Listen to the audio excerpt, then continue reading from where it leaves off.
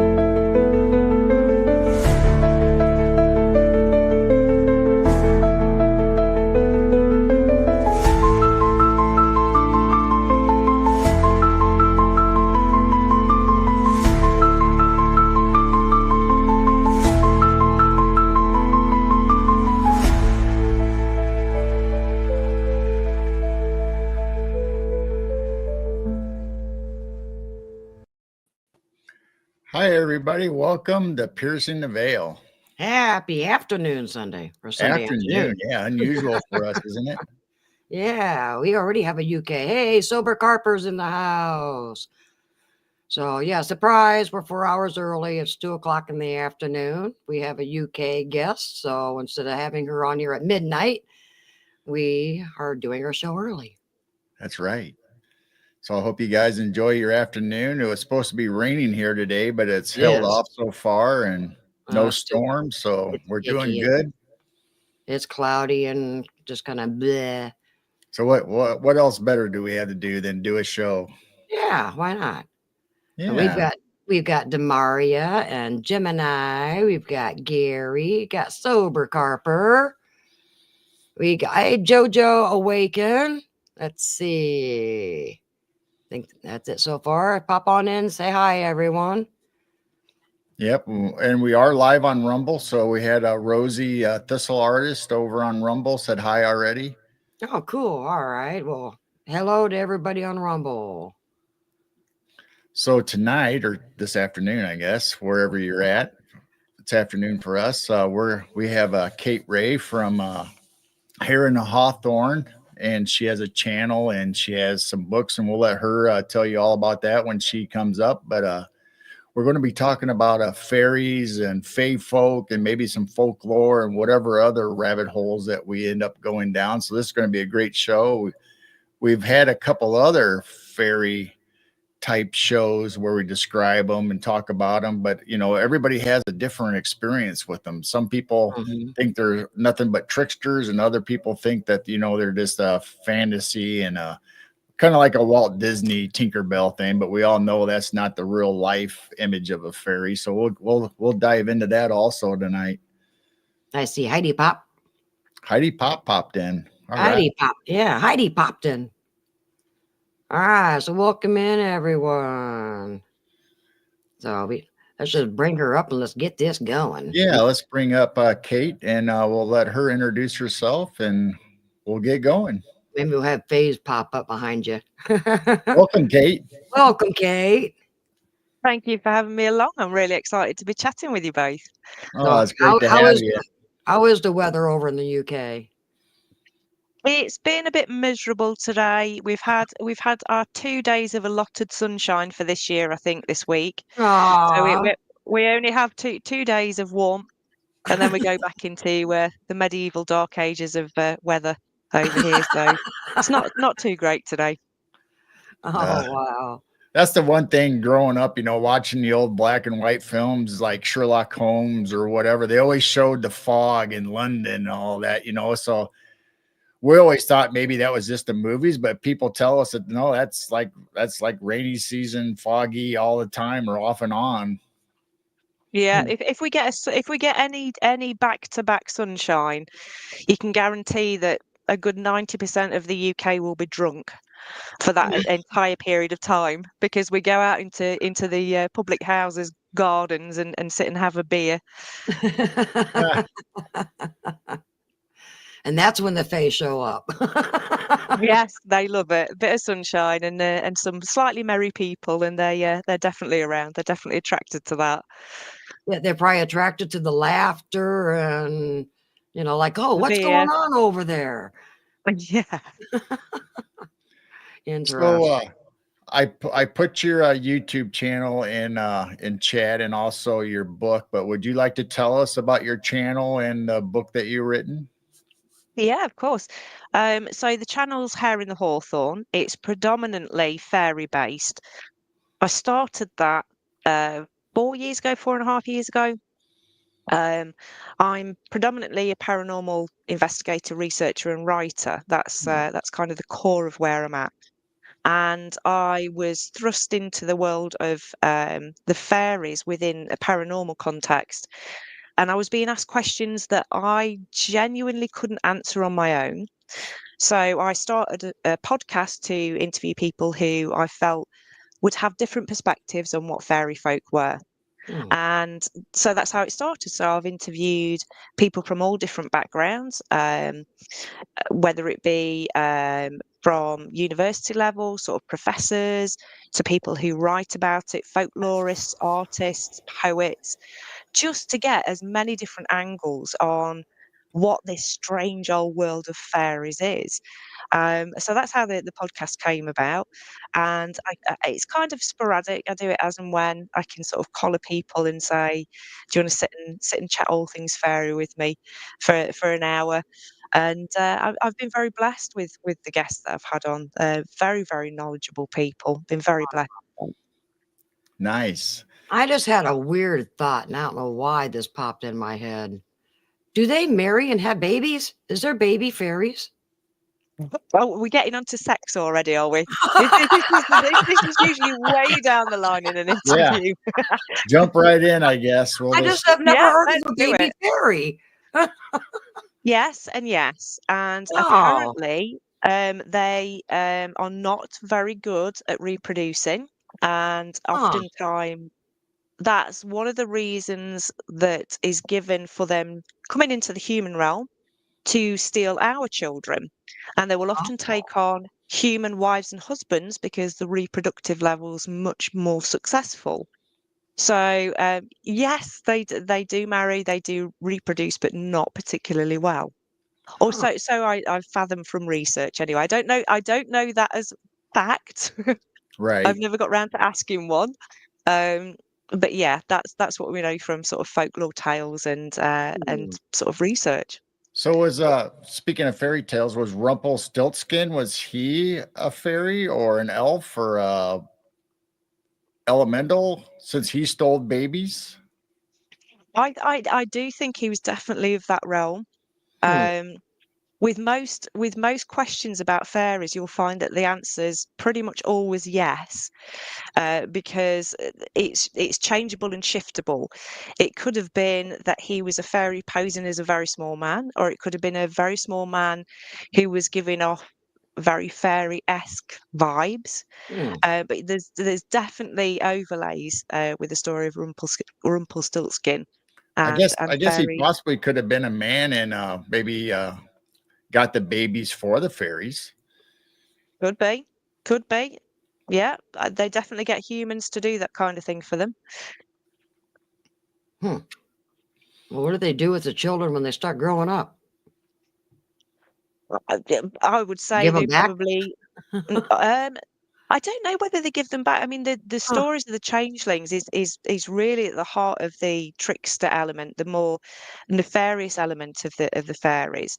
And they would steal children away. And one of the grounded explanations for that is when people couldn't cope with or explain disabilities within children, they would say that their child had been taken away and they were given this child that wasn't, that suffered from a disability.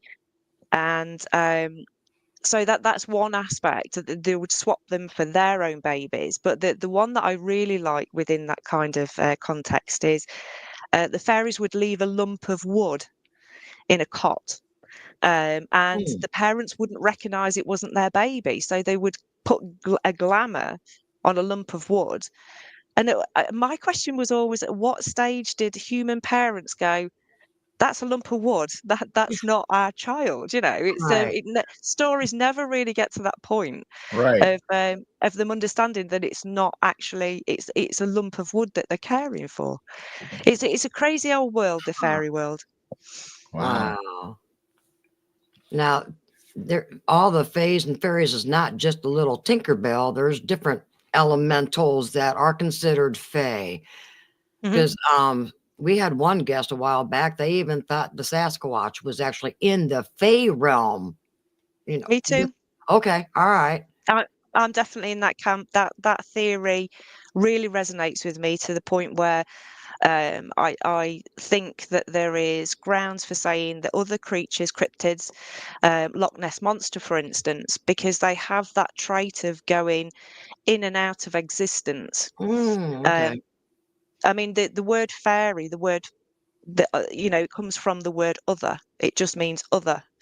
And the realm of the Fae is so diverse. It's as diverse as, if not more so, than the animal kingdom. So when people say to me, "What is a fairy?" it's almost like somebody saying, "What is an animal?" It's like, how do you describe an animal in a very short sentence? From an ant to an elephant is a very, very different descriptive.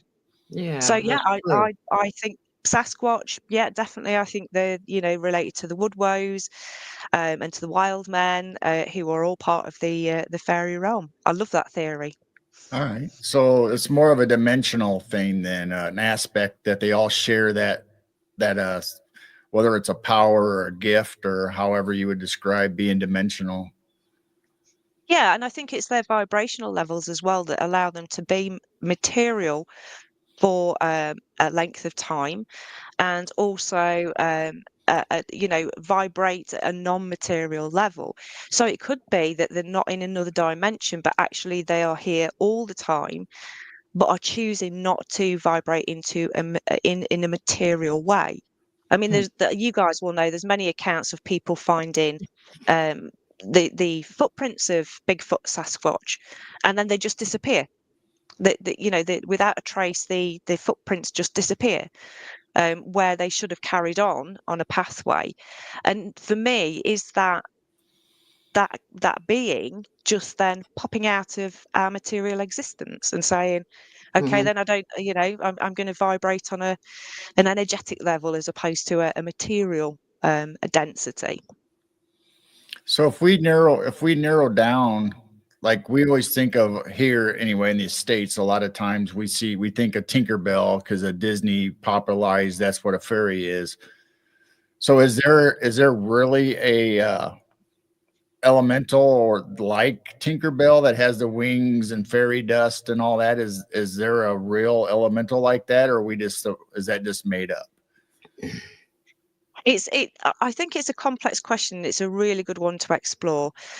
Prior to the Industrial Revolution within the UK and within Europe, fairies didn't have wings. They were gnarly little things. They were things that looked very much from the earth. Now there is one set of thinking that we can thought form energies. So the fact that we have popularized these winged beings, in effect, has created winged beings. So that's one aspect of it. If we're talking about elementals are slightly, it's the terminology is has been absorbed into fairies. And within elementals, there are the sylphs, and the sylphs were winged creatures. They were things of the air. The other theory, the other aspect that we could look at is the fact that when these beings are coming into our existence, because they are giving off energetic vibrations, they give off what we see as light. And often that comes from the body and is interpreted into wings because they'll pop into existence within the air. So there's many different aspects to it. So in a nutshell, yes, I think that there are winged beings. Um, I think there's lots of avenues to explore though when you're talking about the descriptives of what fairies are. Right. So when people make fairy gardens, like we have a rock garden that we kind of consider a fairy garden. So an elemental that would show up there probably wouldn't have wings. So would it be more like a gnome, or what? How would you describe them in, I guess, human terms? I think they have all fairies have the capability of rocking up wherever they like. So if there's a particular fairy that is attracted to a place or a space that you've created, it's not necessarily going to be what's expected. I think particularly with gardens, you're talking more the gnome type, the very earthy gnome type. They love people who are in touch with nature. They're gardeners themselves. They are keepers of animals and plants. So if you're vibrating at that level, if you're giving that off into the world, then they'll definitely take an interest in what you're doing. The other aspect of it is, and I spoke about this on the weekend giving a workshop, is when you are creating these spaces, it's very easy to forget that when you create these spaces that are inviting for a particular set of energies, that you have to be very specific about what you want to welcome in. So lots of people talk to me about because I'm a ghost hunter, paranormal investigator, that they have set up a fairy altar in their house, and I'll say, well, for what purpose, and they'll say to invite the fairies in, and I'll say, which ones, who are you inviting in? And they'll say, well, the fairies, and I'll say, no, which ones, because there are some that are going to come into your house and cause absolute havoc, keep you awake at night, slamming doors, all that kind of poltergeist activities. And there's some that will come in and they will be really sweet and give you, a really nice experience. And when people do create these things, you have to be very, very specific on what you do with them. Right. We've done that. Jane cleanses our property, from corner to corner, and whether it's purifying with Himalayan salt or just salt, or just imagine that our property's covered in salt. And when we do like paranormal or ghost boxes or fairy gardens, we always do our intentions as, Good. something nice and good. And, we just want to know you. We want to experience you, but we don't want any tricksters or evil things coming into our property. That's good. That is good, because it's very rare that I hear that from people. And I do say that it's like opening your front door on a Saturday night and shouting to the street, "Does anybody want a drink of gin with me?" And you don't know who's going to come in, do you? You've got to be more specific about who you're inviting into your property. So it's really nice to hear that you're doing it. You're doing it well. You're doing it well. Well, when I do it, I make sure, the four corners are protected, but I imagine salt coming down on the property like a blizzard, like snow coming down, and it's just protecting up and below and throughout. And no malevolent evil is allowed to get close to our property. They're not allowed to interfere with us or our animals. Good. That is good.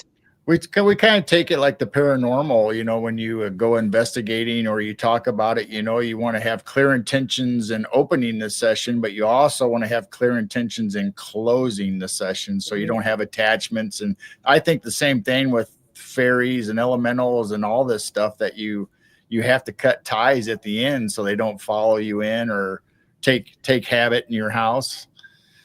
Yeah, I totally agree. I mean, when I'm ghost hunting,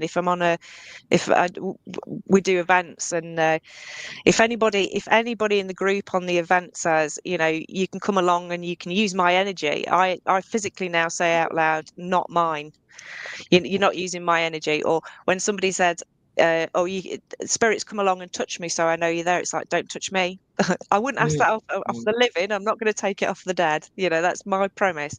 My boundaries are, if I wouldn't take it off the living, I'm not going to take it off the dead. So to switch it up a little bit, Sober just asked you if there's been any more reports of the Wollaton gnomes since the original one. There has, and there's been some very, very weird reports as well since. Do you want me to just give you a bit of a rundown on what the Wollaton gnomes is, for those who don't know the case of the Wollaton gnomes? All right, 1 second, and I'll pop up your book real close.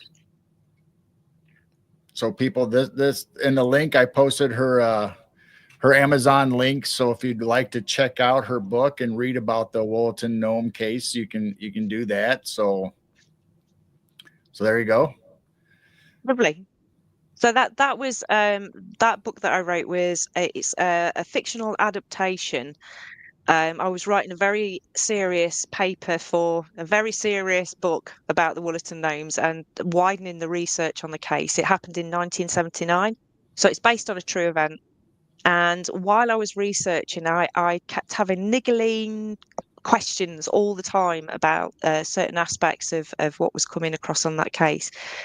And I do joke that saying that the gnomes used me to write that book, but I genuinely do believe that the images that I was given, the answer to the questions that I was given, was very much not from me. It was from an external factor. So the case, very, very briefly, was 1979. A group of kids, we think there was around about 6 children, got into a closed country park. So it had been closed for the evening. And almost immediately when it's 550 acres, I think. And when they got into this deer park, they immediately came across 60 gnomes in 30 hovering cars, which sounds ridiculous. And when I first came across the case as a teenager, I remember thinking, there's no way this is true. But it's one of the UK's most well-documented fairy cases because of what transpired after their encounter. They were interviewed by their headmaster on the following days after it occurred. They were interviewed by local press and national press, and their story never changed. So we have evidence from audio evidence, because they were recorded. We have their drawings from the case, and every time they retold this story, they never faltered from their interactions with these gnomes. One of the interesting things is there's a group of us who've been opening up that research again in recent years. We cannot find any of those kids. We have looked at all kinds of different records. It's in my home county, so I have access to the park on a regular basis. We can't track them down, which is very much something that happens, particularly with fairy cases, but you'll have come across it, I'm sure, with UFOs and cryptid encounters, that people just vanish. You can't find them again. So that was definitely an interesting aspect. So yes, there has been reports afterwards of people seeing little people. There was a really lovely one that was not long after the first encounter, where a very well-to-do lady was walking through the park, and she saw what she described as a little man. That was a nice one. But one of the weirdest encounters that came out of the park was it was in the early 80s, and I actually met the guy. He came on one of our Wollaton walks with us, and he had driven past the park, and a huge bouncing ball, this was at night, a huge bouncing ball bounced over the wall, bounced in front of his van, to which he had to emergency brake, and then it bounced into the hedgerow and looked like it was shuffling around in the hedgerow, like this big bouncy ball was some kind of sentient being. And it's, when you get pockets of weird things get really weird, don't they? Right. Like the place is highly haunted. There have been UFOs spotted over there. There have been other fairies spotted in Wollaton Park. It's our little hotspot. It's a nice little weird hotspot. So you're talking about gnomes in this case. Do they look like garden gnomes with the little pointy hats? They do. Yeah. So Okay. it's interesting because the kids did describe them very much wearing primary colours. So reds, blues, yellows, pointed hats. Yeah. I mean, as you guys will have come across the theory that it's believed these beings will show themselves to you in a way that you can understand them. So if these kids knew that gnomes looked a certain way, Right. because they're not material, they can sort of, change glamour their outfit to really give a sense that that's what they are, that they're gnomes. So that's what I like to believe, that they kind of glamoured themselves into looking how the kids would recognise. And it's not unusual for more than one witness to describe them differently too, so they could project whatever image to you, like you said, that you're used to, or maybe wouldn't be afraid of, or wouldn't frighten you, or so one could see like a Tinkerbell or a fairy, or another one would see a gnome, or just a little person, or whatever they think they can project to you, so you'd know, okay, this is what this is. Then that's what would happen. That's what I believe anyway. Is Yeah, there me any, too. is there any reason why they wouldn't have pointy hats?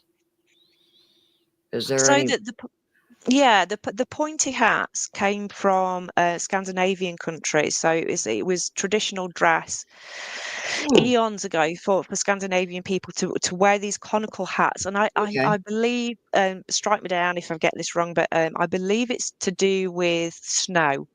So snow doesn't settle on pointed hats. Oh, Um, okay. so That makes if you've got sense. yeah. So if you've got a flat hat, then snow will settle on Yeah. it. Oh, Yeah. okay.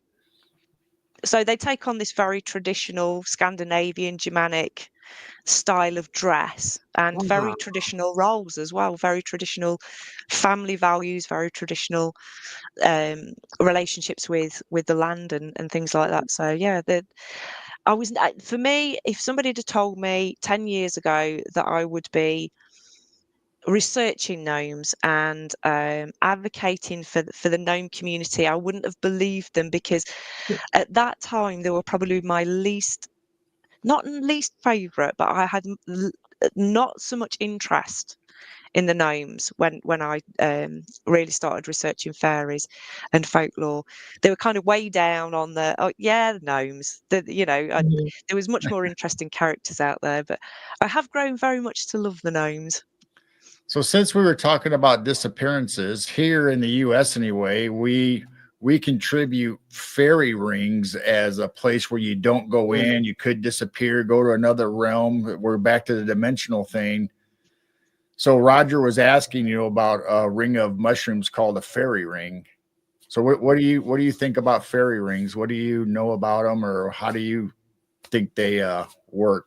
Are they really the mushrooms? Are they really dimensional, like a fairy trap? I mean, don't get me onto mushrooms. Mushrooms is my third big love of the world. It's sort of ghost, paranormal, fairy, mushrooms, and I'm often found sort of sitting in a fairy ring in the autumn, trying to get the fairies to come and take me away. That's that's one of the things that I look forward to doing. One of the things that I've come across which really resonates with me is they've recently found out, scientifically found out, that the mycelium networks of mushrooms respond to drumming and to dancing. Hmm. They're really stimulated by that earthy bass beat that that resonates Hmm. through the soil. And often when people have been in the woods and they've been drumming or dancing, they will find an abundance of mushrooms not long after that's taken place. So one of the theories that's popping up around fairy rings is the notion that, and it's through folklore, it's woven through folklore, that it's felt that the fairies have danced in a circle and they create these mushroom circles. So it's obviously a place where fairies gather. That's what we know from folklore. But I love this notion of fairies sort of stomping their feet and banging drums, and then a few days later we get these fairy rings popping up. Portals, yeah, they've been attributed to portals into the other world. I like the idea of raving fairies in a woods, sort of, bashing on the ground and having a good time, and then the mycelium popping up into fungi. I That mean, makes a lot of sense. I have tongue drums, hand pan, which is right there, which is a Yeah, drum. It's a steel drum. I have yeah, Native American drums, singing bowls. I do that in the backyard. We last couple of years, there's mushrooms all over the place, and in the field that's connected to our backyard. So I've checked my 2 neighbors on both sides. No mushrooms. They're in our area. That actually makes sense why they would be popping up in my little area when I do all these different types of drums in the backyard. Wow. Thank you for sharing that. That's That okay. makes a lot of sense. Yes. Wow. Yeah, Keep so drumming, guys. we interviewed Justin England, Mr. E from Cryptid of the Corns, and he loves mushrooms and Bigfoot and Yeah. all that. And he was talking about how the Wow. network underground, like you were talking about, how they're connected to everything, whether it's the trees, the plants, and everything. And Sasquatch. a lot of Mhm. elementals will use that network to travel and to use communication through the mushroom network and the plant species. Yeah, definitely. I mean, it is one of I think one of the most fascinating things in nature is mushrooms, and Mhm. it's pretty much taken over my life. I make mushrooms as well to sell, clay mushrooms to sell. I'm that obsessed. But I mean, the fact that, science only in the last 20 years has discovered that the mycelium network actually communicate with trees, and they share information about, where good hunting, the mycelia, where good hunting ground is, or they will also carry information from tree to tree to tell them if there's Mhm. diseases on the way, or it's the biggest living organism in Yeah. on the planet is the Right. mycelium network, and it's crazy. It's absolutely crazy. It's mind blowing. It's alien. It's absolutely alien. It's So brilliant. have you heard about Bob? There is a giant mushroom network. Is it Oregon? I And think it's Oregon. Yeah. the scientists, and then they called him Bob. And Oh, I he didn't is know a he had a huge, name. massive mushroom, network or whatever underneath that area. And it produces not just one type of mushroom. Yeah, they produce tons of different. And so I guess they call him Bob. He's out there in That's Oregon brilliant. somewhere. Or at least Justin called him Bob. I don't know if that's his official name or just a nickname. That's its official name right now. We can't call it anything other than Bob because I love Bob. that. Why Bob? Yeah, so it wasn't. It was just recently. Well, not recently, probably a year or so ago, that I learned that trees, when an invasive bug comes in and starts nibbling on their leaves, that it'll send out a signal to the other trees, and they use the mushroom network to transfer that signal. Say, hey, we're under Yeah. attack, and then Hmm. the other trees will change their DNA, if you will, so that bug is not attracted to them because that first one sent out that signal saying we're under attack. It's Wow. amazing, isn't it? I mean, the other aspect, trees, forests, mushrooms. You've absolutely got me. I could be here all night. Is that again recently in science they've found out that trees will keep. If we see something that we consider a dead tree, other trees will keep it alive and give it nutrients, Mm, because that tree is a matriarchal tree, or a patriarchal tree that still gives out information. mm, It still mm. carries that information into the forest. It's got no leaves growing on it. It looks dead to us. It's not. It's an elder that's kept alive by its family of trees around it. It's mind blowing stuff. Yeah. Absolutely mind blowing. I don't remember who mentioned this. It might have been LIB. It's somebody who knows about the Sasquatch and the trees. That when a dead tree dies, that's why you see some of these bends. They're connecting these little trees to that tree that is dying, so they're still connected. And you see them Yeah. tucked in underneath these dead trees, and they're just trying to connect with that tree still. So Mm, so yeah. you just verified that. Yeah. Yeah. It is, and they now know it through science, and it's like Wow. these are the things that that ancient people knew about without having huge amounts of scientific equipment. They knew how the forests, the land, and the spirits of the land communicated. And then all of a sudden, it's somebody comes along with a PhD and has spent £50,000 on researching it, and they go, yes, it does happen. It's like lots of people knew that a long time ago. Huh. Wow. Well, speaking of that, kind of like that, we know that the UK, maybe it's Ireland, I don't know, but if they find a fairy kingdom or they believe fairies are there, that you cannot develop that land. it doesn't matter if it's right dab in the middle of where your housing or whatever goes, that you are not allowed to just what is it? Not destroy, but disturb that area. Is that Yeah, all I mean over the UK or just specific spots or? Is that because they turn into tricksters? If you, the Irish relationship with fairies is very different to England. They seem to be very still rooted in their traditions, which is brilliant. You know, they orally carry on traditions that in England we seem to have lost. So we don't have that superstition so much within England. There are places in England that do, Cornwall, Devon, you know, there are pockets of places, but Ireland as a whole, they will reroute a whole road around a fairy mound or around a hawthorn tree that is said to be a fairy tree. And I think there was a recent case a couple of years ago, if my memory serves me right, where there had been protests because they were going to put a road. I think it was through a hawthorn. They were going to cut down a hawthorn tree, and there was protests against it. And they didn't listen, and they tried to build this road, and they couldn't successfully build this road in this particular section. You know, just so many things went wrong that they eventually rerouted. And that was a couple of years ago. We're not talking, you know, 50, 60, 70 years ago when we were nearer to that folklore. This is still very hot within Irish tradition, and I love it. The people from Ireland that I meet and talk about it very much understand that these things are to be feared and revered, and not to be messed with. And I do like their take on the fairy folk. someone just mentioned in chat pixies. What is the difference between pixies? Oh, Because I've heard okay. pixies. Are pixies fairies or are they something else? But like she said though, it's piskies, or she spelled it different than pixies. Yes. Oh, so how did they spell it over there? So piskies is Cornish, Pixies is Devon and further up.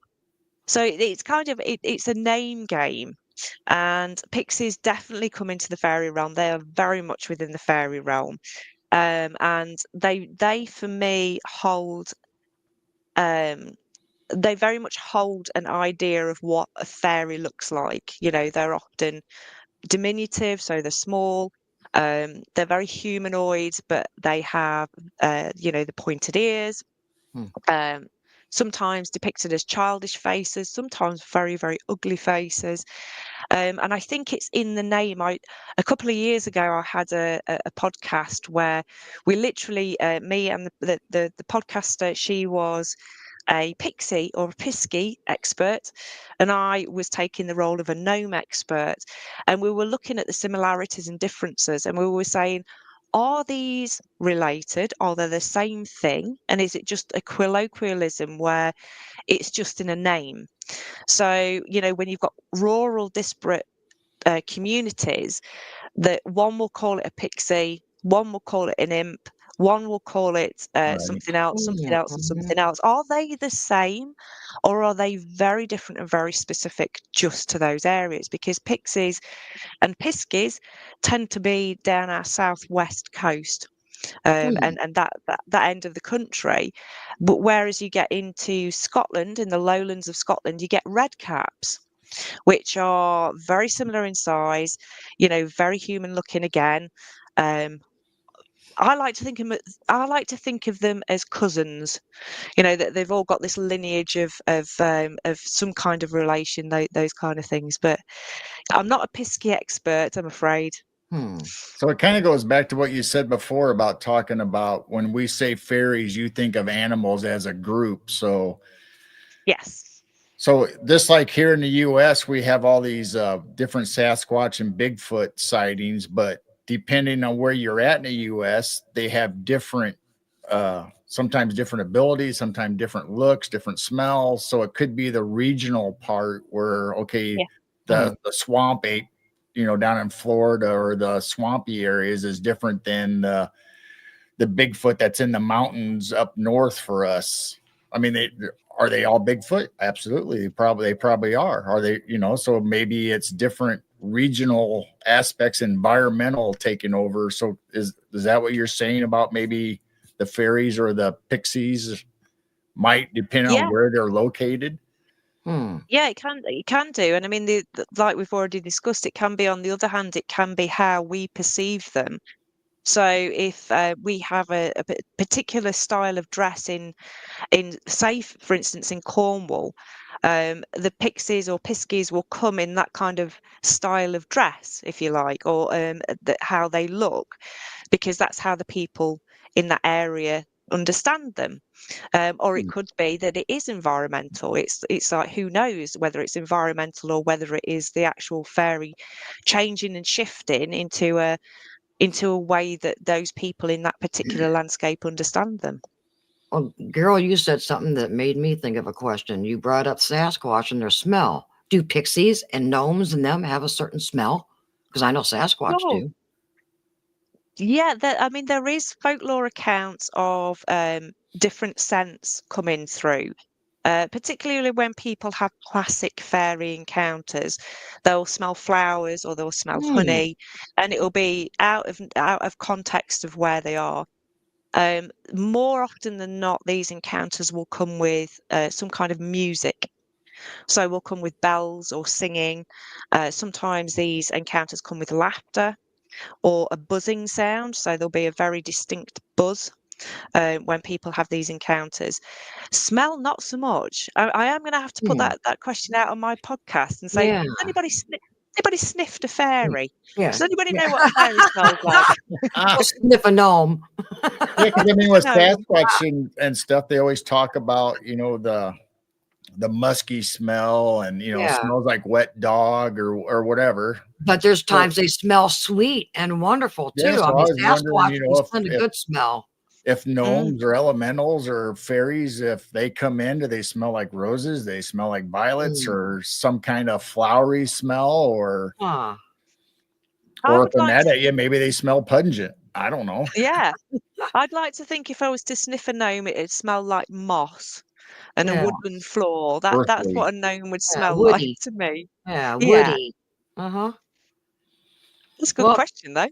Well, before I forget, we had a question earlier, and we've always had a question. We've even experienced this. We went down to a farm and picked up our 3 baby goats and realized they had miniature donkeys and horses and all kinds of animals. But the 2 large horses had witch knots, fairy knots, whatever you want to call them. These were braided or dreadlocked in. What is your thoughts on I mean, there's a bad thing going around saying that horses are actually, how do I say it? The Sasquatch are doing bad things to the horses when they're braiding them. I'll say it that way. And I'm not buying that. So what is your thoughts on these braids and what's happening to these horses? So in folktale, elf knots. So I know them as Elf elf knots. Oh, knots. that's right. Elf knots. Yeah. Yeah. They usually come about in folktale stories because they have been wronged. So they will have worked alongside a farmer, and that farmer has done something to upset them. And this is one of the ways that they express how upset they are.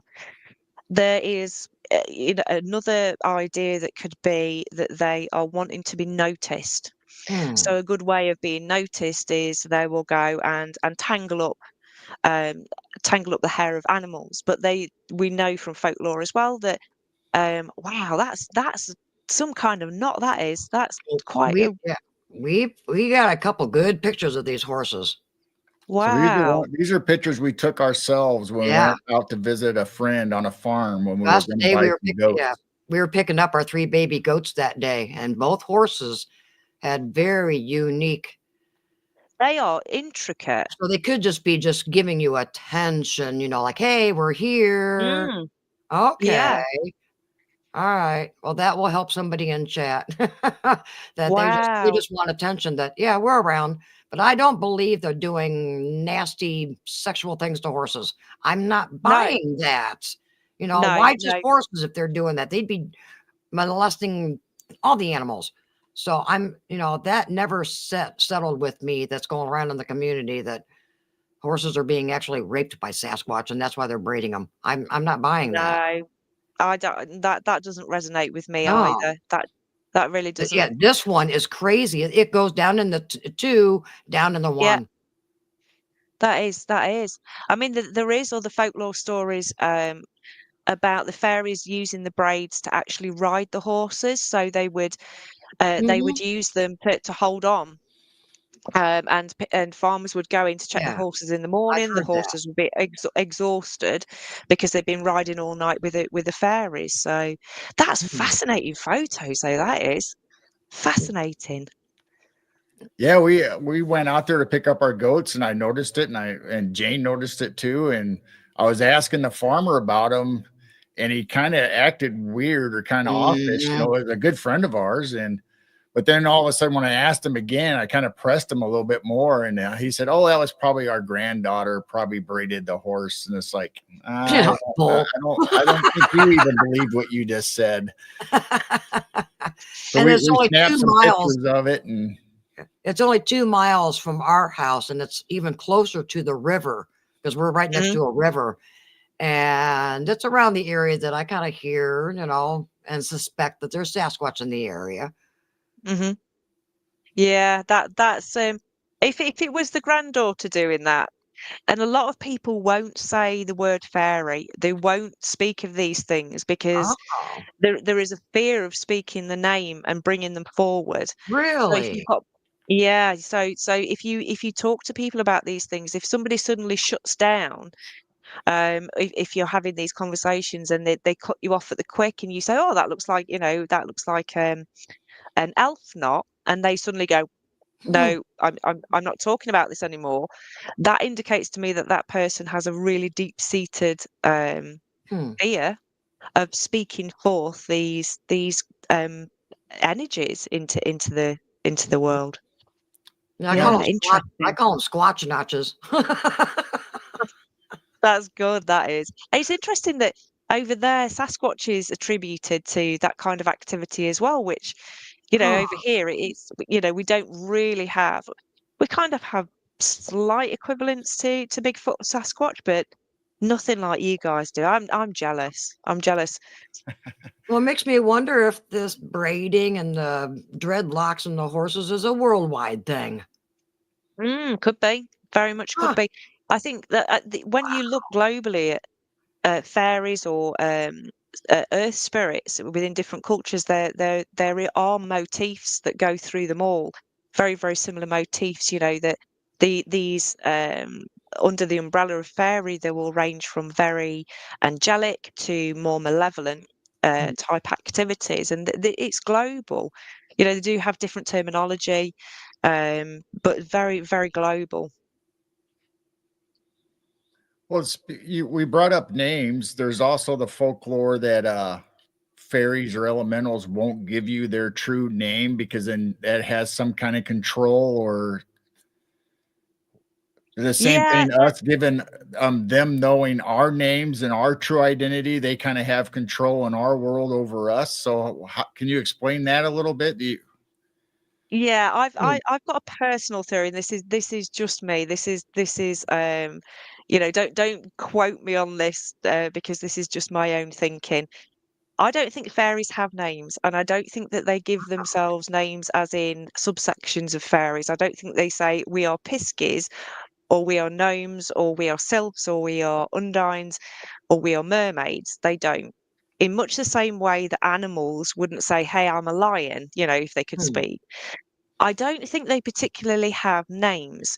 So when we look at theories of, for instance, aliens using telepathy to communicate with one another, they don't have any need for names. Because they know who they're communicating with telepathically, Hmm. energetically, they know.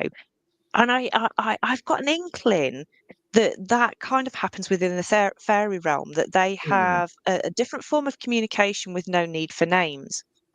And this then grew into, oh, if you know a fairy's true name, then you can hold on to them.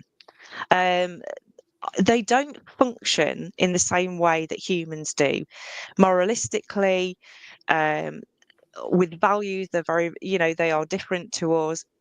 It's just a theory. It's just one of my theories when I mull over these things, that did that just come out of the fact that they don't, they'll give us ridiculous names. They'll tell us, ridiculous names of who they are, or give themselves grandioso names, don't they? So king or queen or prince Right. or whatever you're of. So who knows with fairies? They are slippery. They are slippery fish. I Well, you mean, mentioned I think mermaids.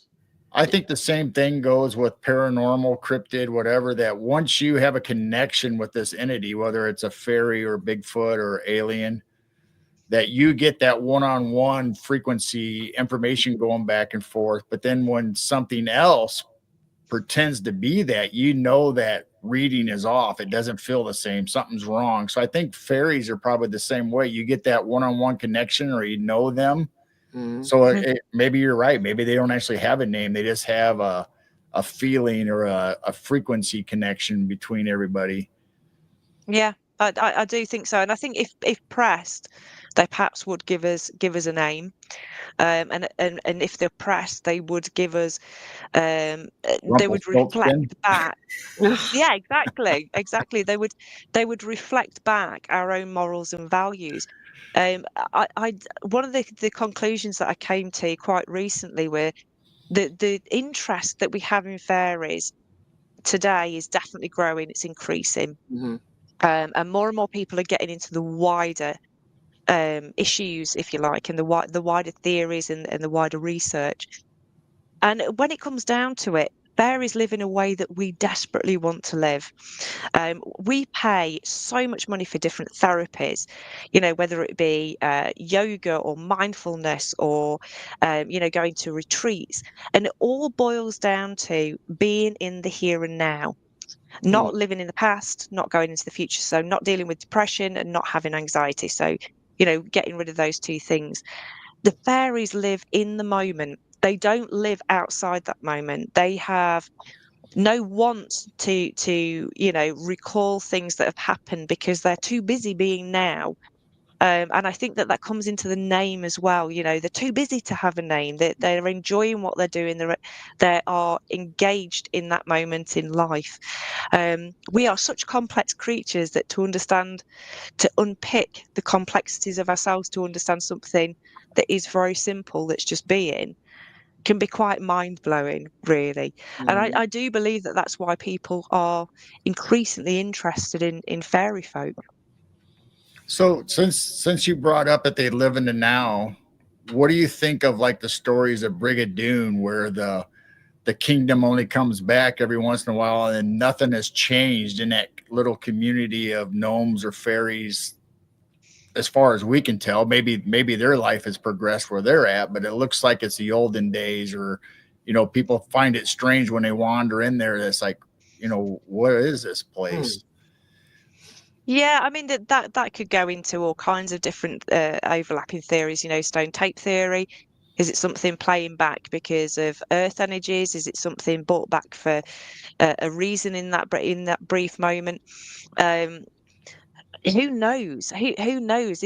Are we time slipping? Is it kind of a time slip glitch Right. that's kind of going off?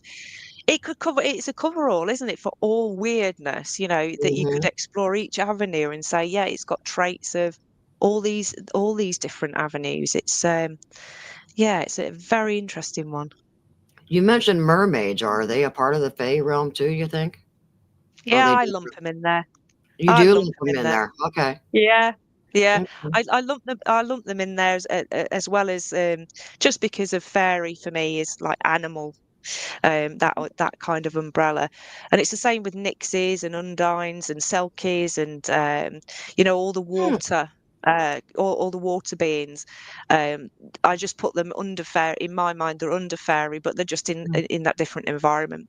But yeah, definitely mermaids are in there. So we talked about it earlier, but it's like brownies and pixies and all that? Are they regional? Is that why some of them are called brownies, or is brownies all over the place? Is pixies all over the place, or is it just specific areas or regions? I think that there are certain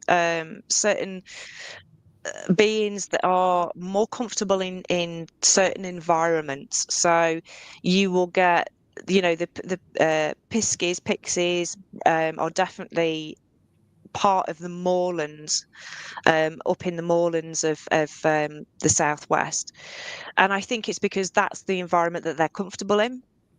It's the same with, you get specifics to woodlands. We know that gnomes like hanging out in woodlands. That's where they're most comfortable. I think it's just as we, as human beings, some of us are more comfortable with it being 30 degrees, and some of us are more comfortable with it being a lot colder. Some of us like a really hot summer, some of us don't. So we choose, and some of us love being by the seaside, some of us love being by the woods. So we choose where we're comfortable in our environment. And I think it's the same with the fae folk, that they will be in a land, whether it's climate on our side of things, or whether it's an earth resonancy, whether there's something actually coming from the earth, that attracts them to that particular place in space, or whether it is just like some of them enjoy the sunshine and some of them enjoy the Scottish rain. Who knows? What do you think about the fairies or elementals that once you capture them, just like leprechauns, you get their pot of gold or whatever, or wishes? I mean, is there any truth to people thinking that they get wishes from these fairies or elementals? Um, the first thing I'll say is, I've never met anybody who's captured one yet. I'd love to find out if somebody has. I'd really love to find out, and won't be tired if you do, because there'll be all merry hell to pay if you do. So traditionally, we know that there is nothing without payment when it comes to fairies. So if you ask something of the fairies, you will be expected to pay in some way. And it will be on their terms, and they won't state those terms to start off with. It won't be very human in how they negotiate with you. If you call them forward and say, I would like you to help me with this, as soon as that deed is done and they've helped you, and they are very trickster-esque. Trickster-esque about how they help you.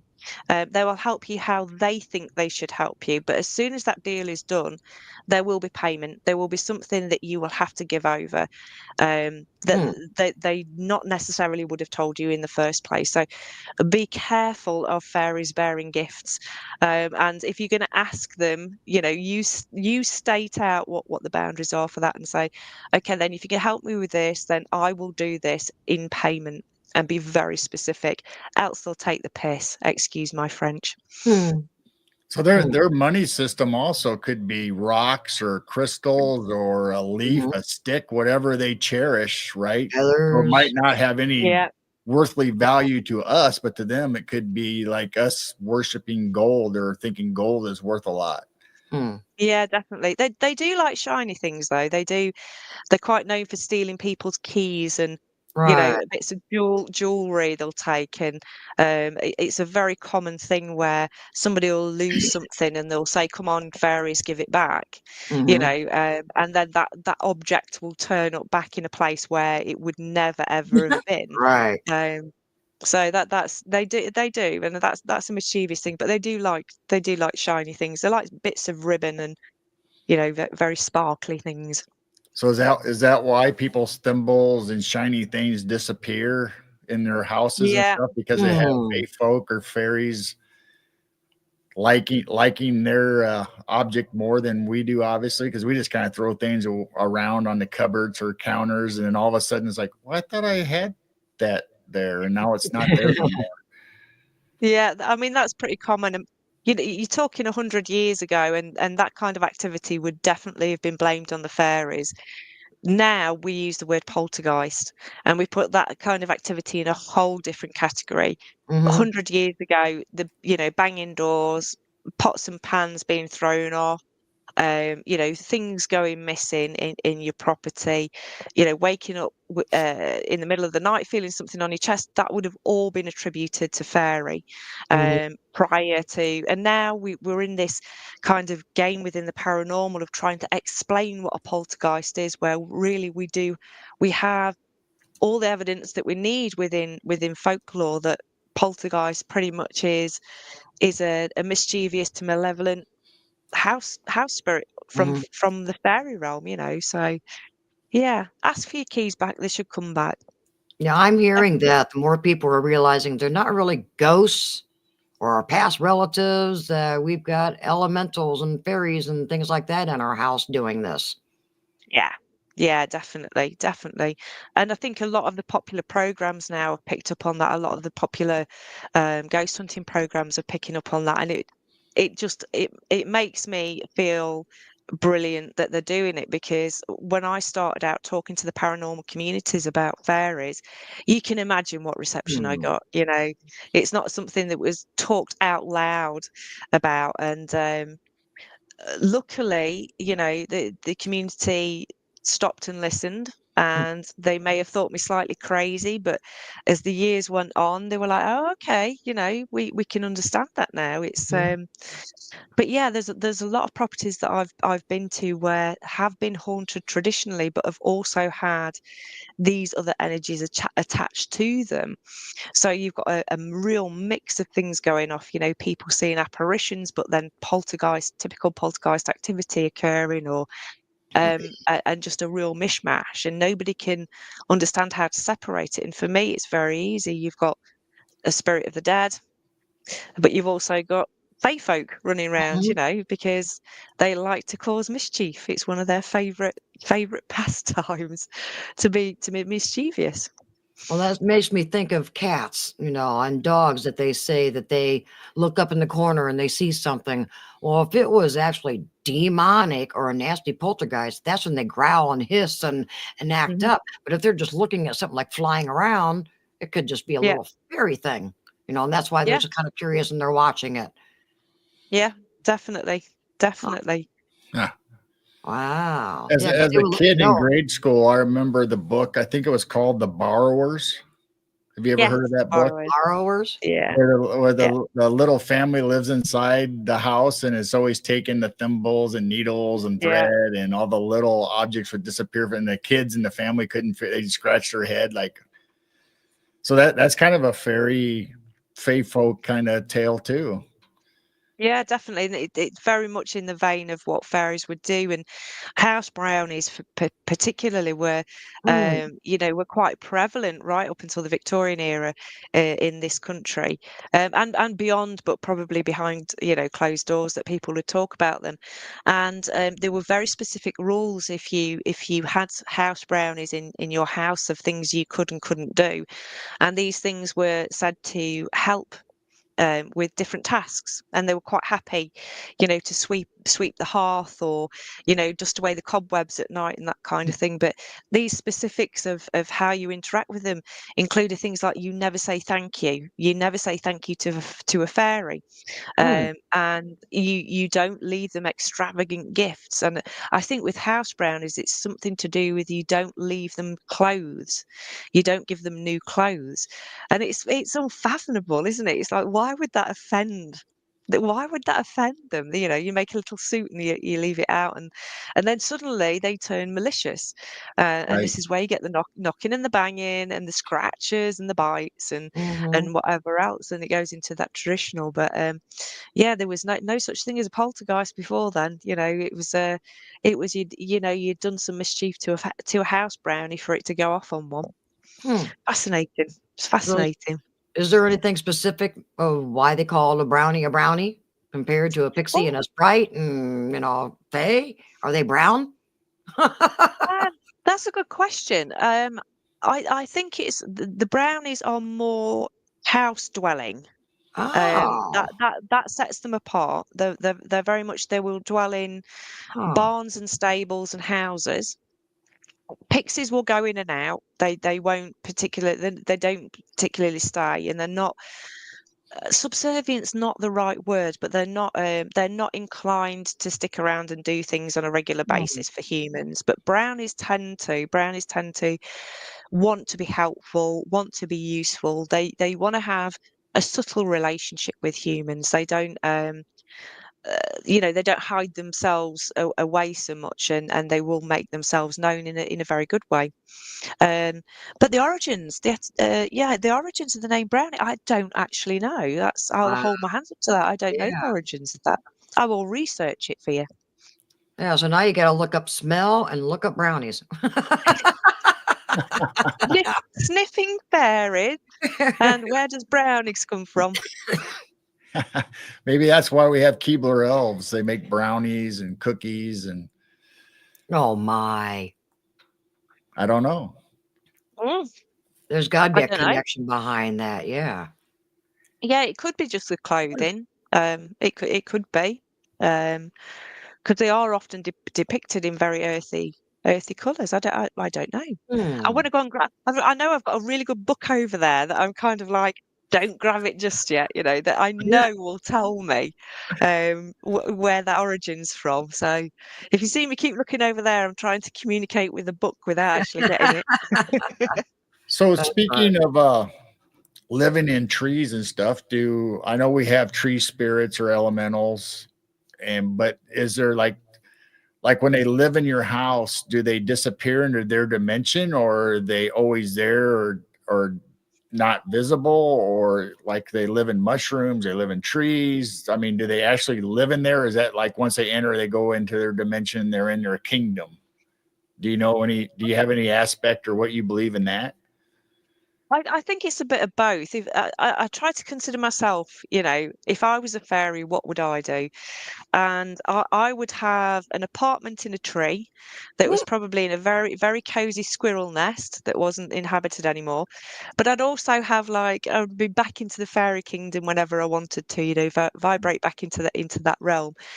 So I think a bit of the both. We have folklore stories, and we have particular imagery that comes forward that shows us that fairies will make homes in bird nests, or under mushrooms, or in the crooks of trees, or in your skirting board, and like the borrowers under your floorboards. And I think that there is an element of truth with that. But I think that they can traverse, whatever they feel like doing. If they want to pop back and go to fairyland, then they'll pop back to fairyland. But I'd have an apartment in both if I was a fairy. Because I kind of see it as like a portal, or a starting point or ending point, that like if they go into a tree, then yeah, they're inside that tree, but they're not living inside that tree. It's actually an Yeah. opening or a doorway to another realm.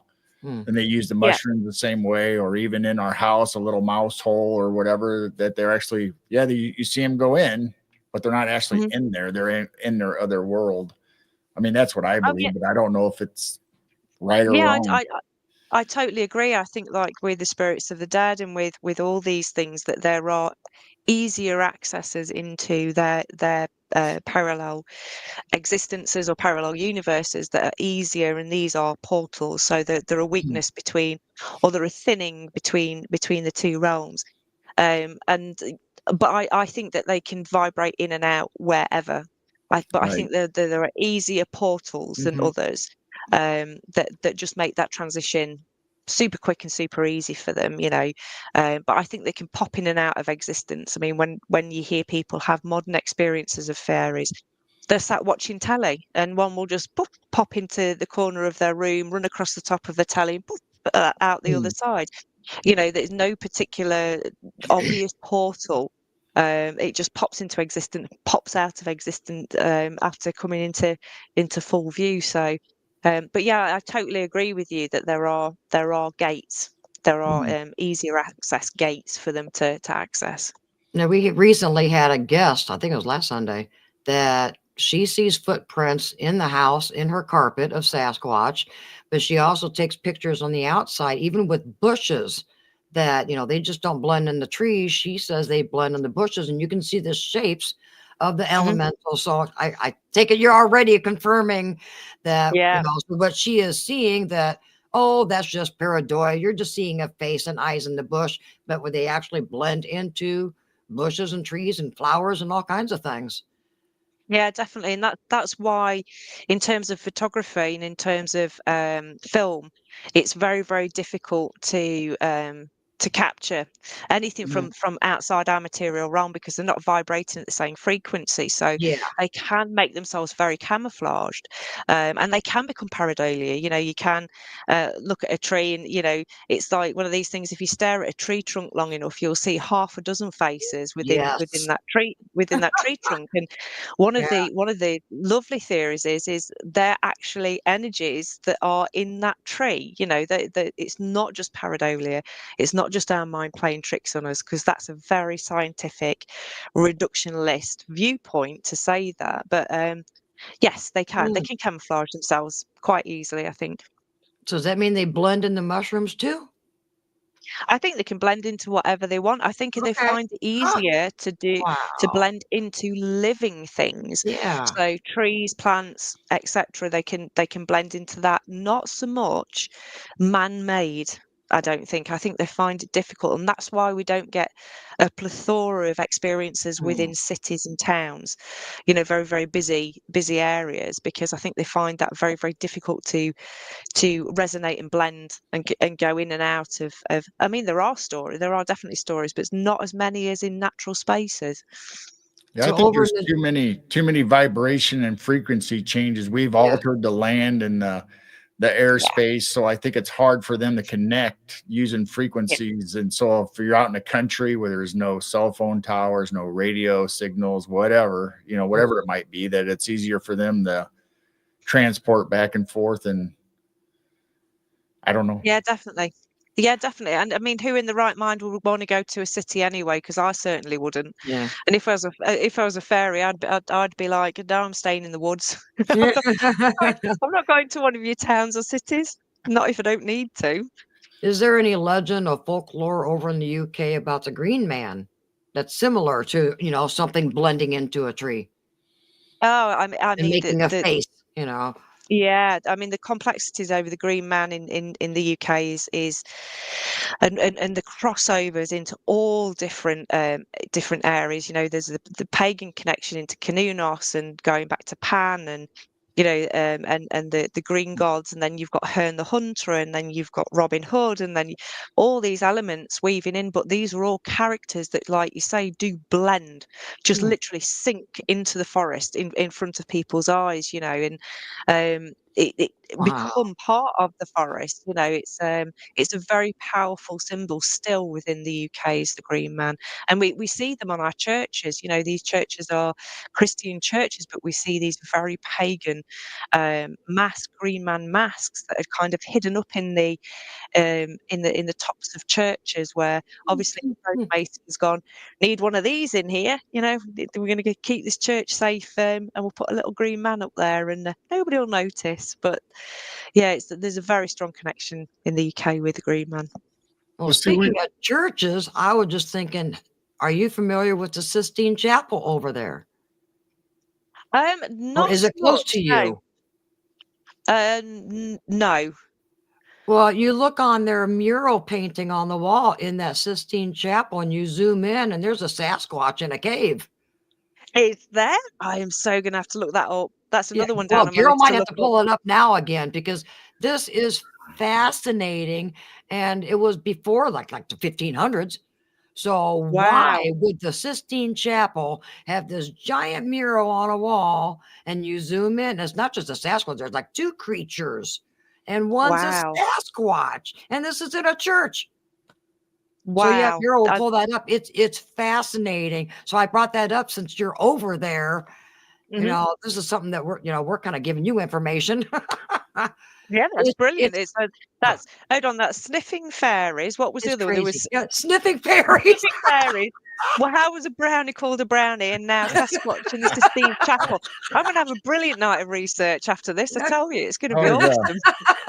I was going to add one more to your list that we talk about paranormal and the connection between everything. Is there Uh-oh. a temperature change when fairies show up? Do you feel a Oh. coldness like you would a ghost or a paranormal experience? Oh, that's a good Does question. your environment change when they show up?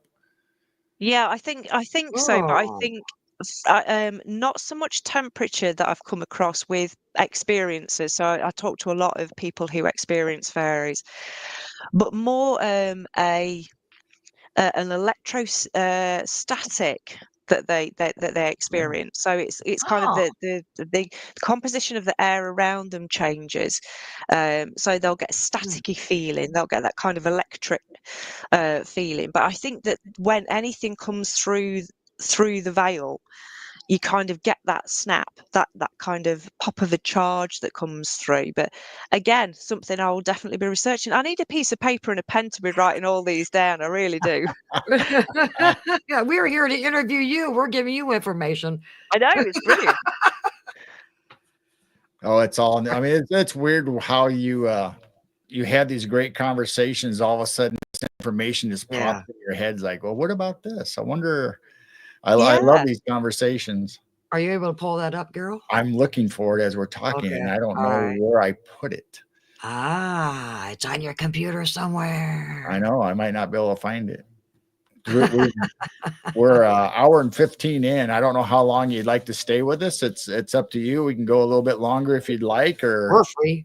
Yeah, sure. Good. It's up Good. to you guys, honestly. Yeah, hopefully you can pick that up. I was just watching just a random show and he brought it up and I went, what? And then I went upstairs and then Gerald went to the Sistine Chapel, which is Sistene. And anyone can go there on their website and you go to the Yeah. virtual photo. And this guy was zooming in on his show and I went, what? Well, Wow. we've been studying old maps and we love these old maps and there's creatures and blummies and all these strange things on all these old maps. Yeah. Yeah. But to come to find out in this church, that's like, the painting, I guess it's older than 1500. And who did this painting, Gerald? Michelangelo, right? Yeah, I'm not sure. Okay. I think it is. I want to see it now. I'm desperate I to see know. the. I hope you can find it. I don't know where I'm it's at. I'm looking for it, but you guys go ahead and keep talking. I'm not ignoring you. I'm just trying to find the picture. So what was the youngest that you first experienced any of the strangeness from the Fae? I think I'm a little bit different to people who are in the paranormal community, and I don't mean that in a kind of, oh, I'm a bit different to them. I always understood that the fairies existed. I can't remember a time when I didn't understand them, but couldn't understand why all the children's books that were out there portrayed them in this very Tinkerbell kind of way, because it didn't feel right at all. When I was growing up, I think I was quite sensitive. And from a very early age, I shut down to anything. Ghosts scared the living life out of me. They absolutely terrified me from a very young age, right up until I was in my 20s. So I shut down to absolutely everything. And the very first fairy encounter that I had that was on a physical level. I was 15. I was out in the countryside. It was very early in the morning. I was with a group of friends and came across a creature in the bottom of a hedge. And I'd heard all this kind of singing, whistling as I'd been walking. And after I'd encountered this creature, I ran up to my friends and said, Did you hear that noise? Thinking they were going to go, oh, yeah, what was that? They heard nothing. And then I blurted out, and I don't describe it as a gnome now, but I described it as a gnome. And I was ridiculed within an inch of my life. It was like, oh, you're going around the twist. What have you seen? You've seen a gnome. You're mad and whatever you. And so I didn't tell anybody about this encounter because that's what I expected people to come back at me, sort of not call me names, but just be, ridicule me for that encounter. And I got to a certain age where I no longer cared about what other people thought or what other people said to me. I know what I experienced. And I started talking about this experience. And the more open I am, the more open the world becomes around me, where I'll give talks on these things and say, yes, I am a fairy experiencer. And a lot of the time after, doing workshops and talks, people will come up and say, I had this experience. Do you think it was fairy? And I can be the first person that they've told ever that they've had this experience.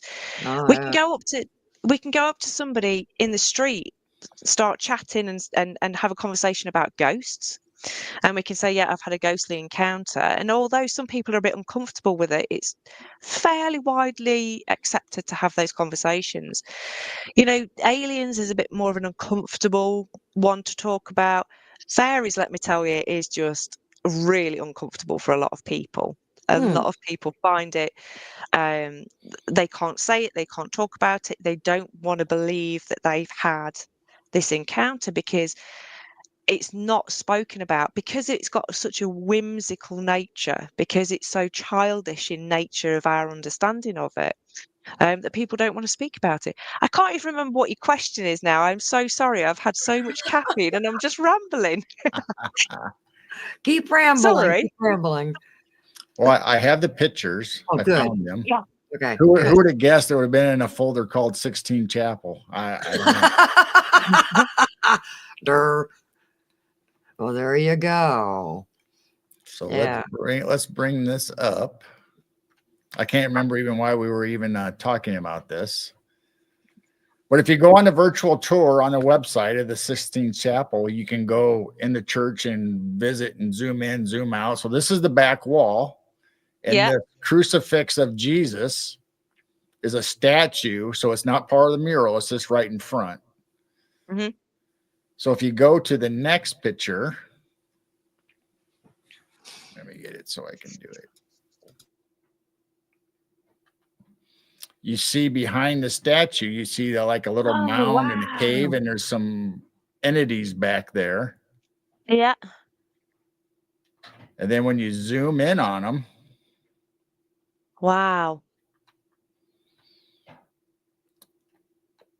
One kind of looks like a demon to me, but the other one looks like a Sasquatch or Yeah.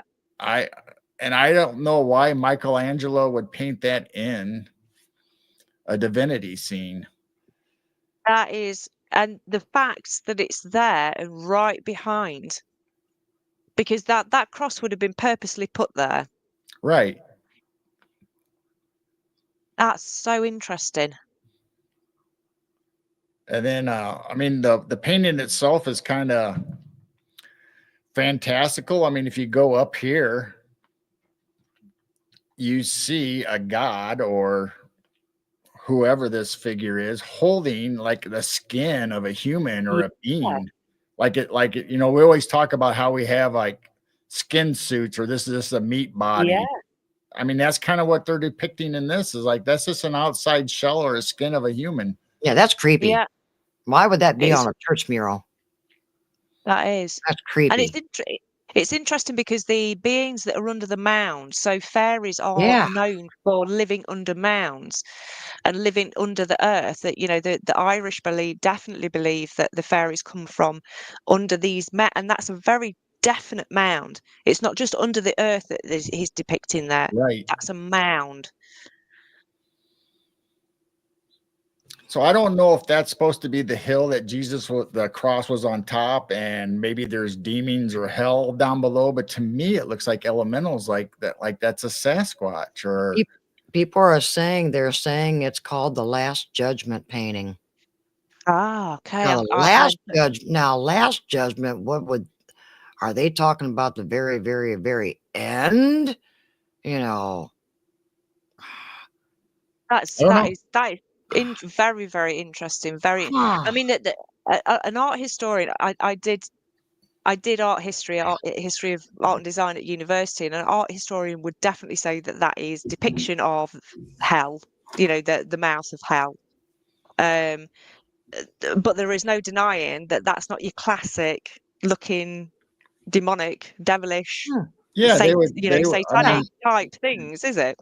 no, it looks like a Sasquatch or some kind of entity like that, or a elemental. It doesn't look like a demon that I would Right. think of as hell. And there was no fire. They don't have no fire in the background, or No. you think they would have put that in there if they were talking about hell or. Well, I still say he looks scared or something like that next to that creature. I don't know. Yeah. It's weird. I never even knew that was in that picture. I didn't either until I came across that show and they were talking about it, and I went, "What?" But you look at that whole aspect, that whole picture, you see like angels and apostles, whatever, and God, obviously. And then you have just that one instance. That's the only one that looks like that in that whole thing, and it's in a cave or in a mound.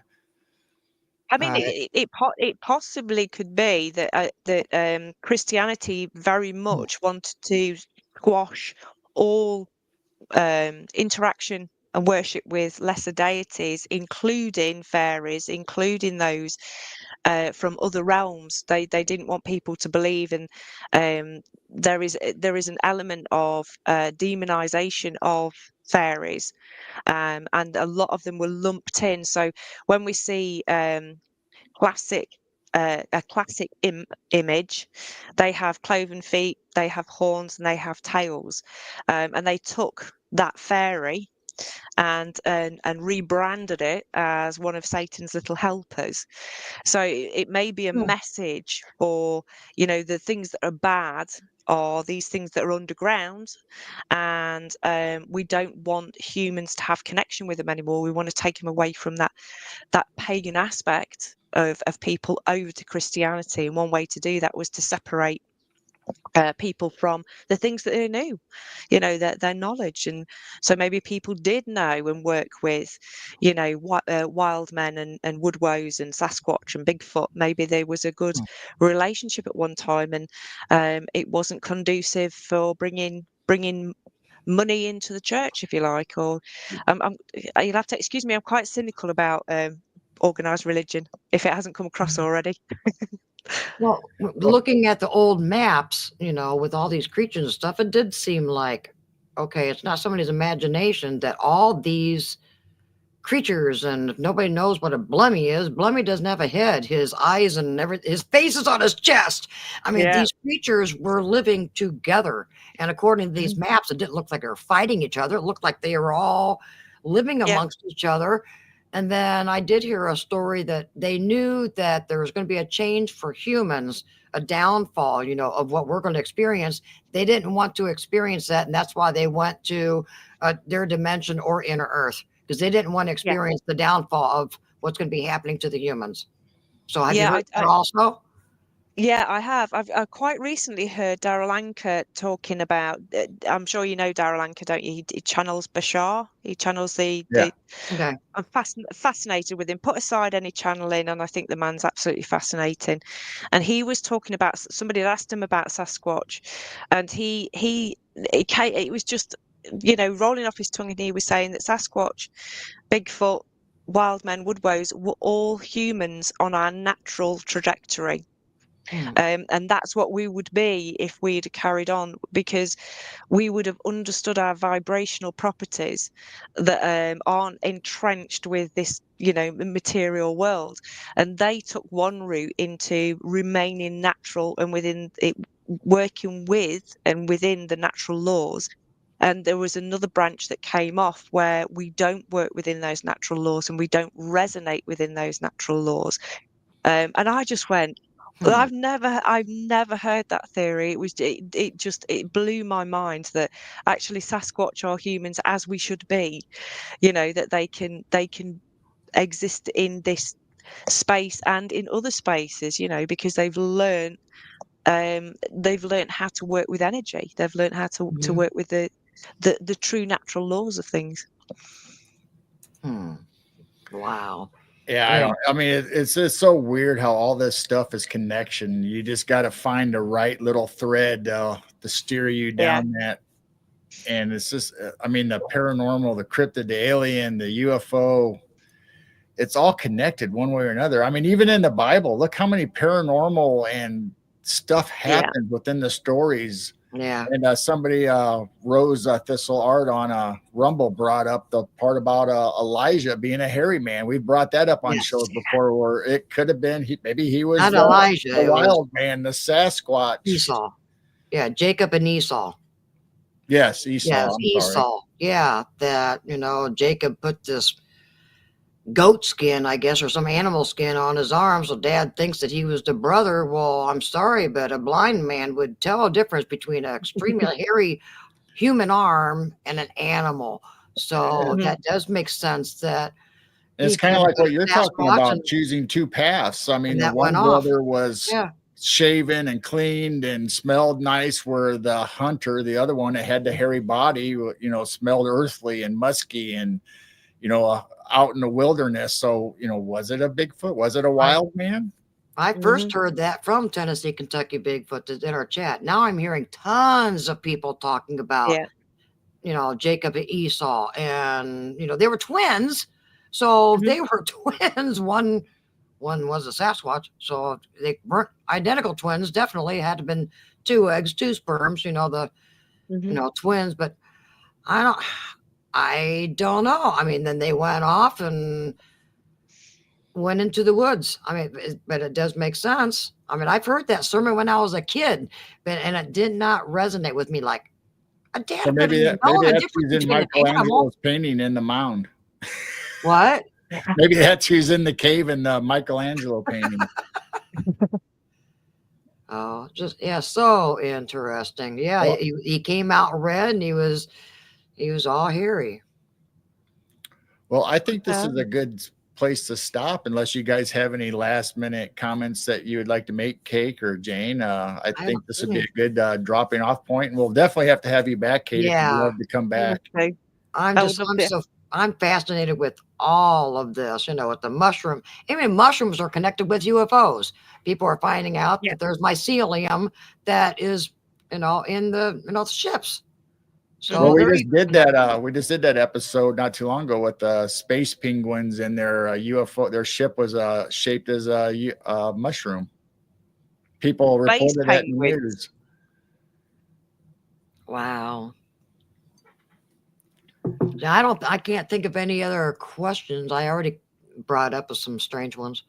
I think you've given enough for me to go off and research. But I think the conversation definitely is. I think for a closing point for me is it's almost like the more you think you know, the less you actually know. And it's like, you know, you think you've gone down as far as you can on a rabbit hole, and then another thing comes off and it sends you down. And I love it. Yeah. This is what I love about all the kind of high strangeness stuff. It's like nobody ever really knows, and we just carry on and keep going and keep finding out things. And it's just this crazy landscape that's very surreal and ever changeable. And I love it for that.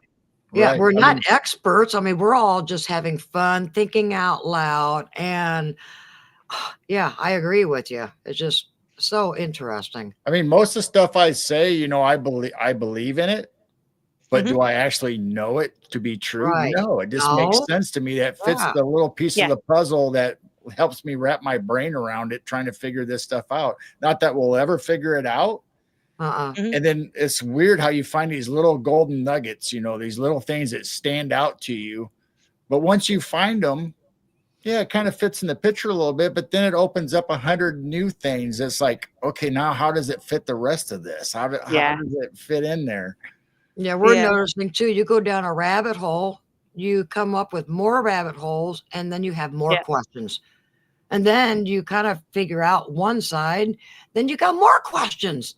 And it's just, and I never ever want to know the truth. I never want to know the truth, because actually putting the puzzle pieces together is the game is for me much more important than going, yes, I absolutely know that this is what aliens are. I absolutely know what fairies are. I absolutely know. You know, there's no fun in that. There's no fun in that.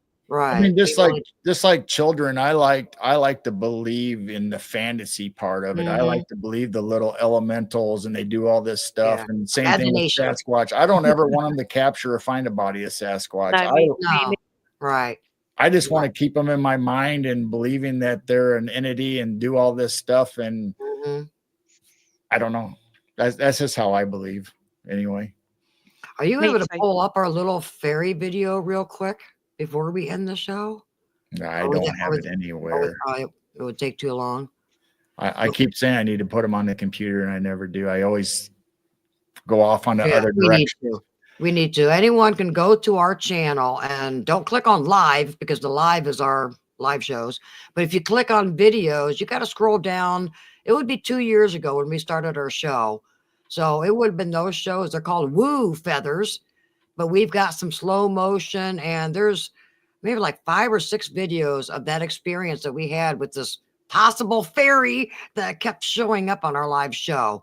So I guess they can do their own research and just go to our channel and scroll down and they'll be able to find these videos that is not an orb and it's not, I mean, this thing came out and made wings and went down behind Carol's head.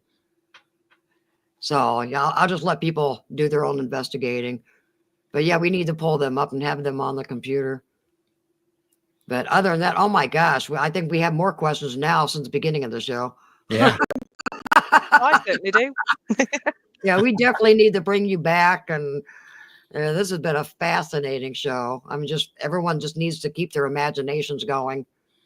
So having said all that, everybody in chat, thank you. And we've posted your link, Kate, in chat. So if anybody would like to go over and show some love to Kate, go to her YouTube channel, Hare and the Hawthorn, and please visit her Amazon site with her book. And if you can, please purchase it and give her a good comment or a rating on Amazon. And don't go anywhere. We'll talk to you after the show. So thanks everybody for coming. We enjoy you. We love you. I tried to bring up as many questions as I could see. A lot of you helped me out by putting them in all capitals, which helps. But if I missed somebody, I'm sorry. And thank you for everybody over on the Rumble channel that tuned in today. That was awesome. Yes, thank you, Rumble. And having saying that, we will see you guys. It'll be Wednesday night on Night Owl Lounge, where we hang out with the chat and just go over subjects like this. Whatever comes up in chat, that's what we talk about, and just have fun bouncing stuff off. And we don't usually have guests or anything that nice. Just us giving back to the community and hanging out with them for a few hours on Wednesday nights. And with that, we love you guys. Thank you so much for supporting us and hanging out. And thank you for subbing to Kate's channel also. And we will definitely have her back. All right, everybody. Have a good night. We love you. Keep looking up. And keep your vibrations high. See you next time. Bye. Much love.